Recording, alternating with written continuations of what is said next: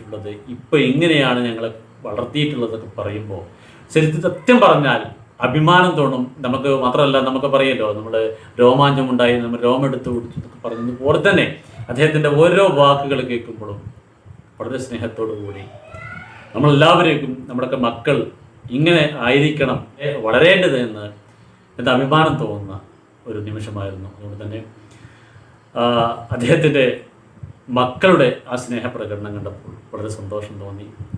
അദ്ദേഹം പറഞ്ഞത്, എൻ്റെ ഉപ്പാക്ക് വേണ്ടി നിങ്ങൾ എല്ലാവരും പ്രാർത്ഥിക്കണമെന്നും.